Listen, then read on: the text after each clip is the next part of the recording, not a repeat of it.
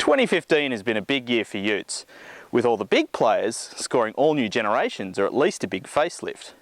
Now quite a few eyes have been hanging out to see what Mazda would do with the BT-50, and at first glance it could seem a little underwhelming.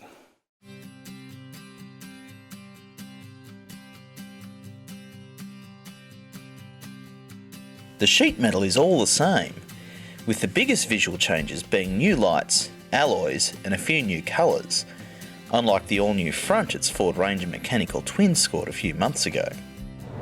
But given the BT-50 was already one of the best utes on the market, does this really matter?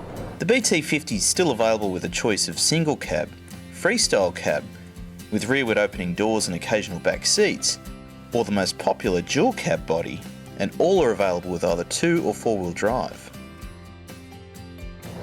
The BT-50 scored a few detail changes, most of which apply to the top XTR and GT trim levels. A new 7.8-inch multimedia screen is the most obvious change to these models, which brings sat-nav, but isn't the full MZD Connect system found on Mazda's passenger lineup. Off-roaders will also appreciate the availability of HEMA topographical maps, making it the only ute in Australia to get this as a factory option. The XTR and GT also both get a reversing camera, but the display is still integrated into the rearview mirror. Front and rear parking sensors are still optional, even on the top GT, and rear sensors are not available on cab chassis models. There's a few more passenger car comforts as standard, like auto headlights and wipers, auto dimming mirror, and a centre armrest in the back of the dual cab and a locking tailgate on the pickups. The 2.2 and 3.2 litre turbo diesels carry over, along with a choice of 6-speed manual or auto. The manual's been tweaked to improve shift feel, but the auto misses out on the recalibration the Ranger's just been treated to. We spent considerable time behind the wheel of the 4x2 Highrider cab chassis and 4x4 pickup models at the BT-50's Australian launch, and they're still a good drive, but largely the same as before.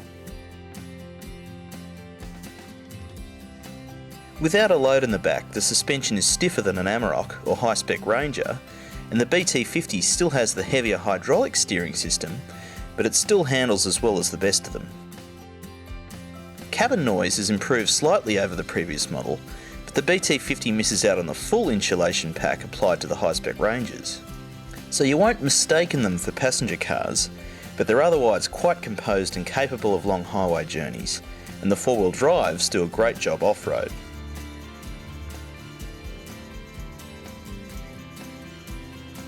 It may not be as outright car-like as the new Ranger, but it's still cheaper. And given the Navara and the Triton are still playing catch-up on several levels with the Ranger and BT-50 twins, the Mazda is still a cracking good ute. It's also arrived just before the new Hilux, but even if it's a stunner, the Mazda BT-50 is still one of the very best.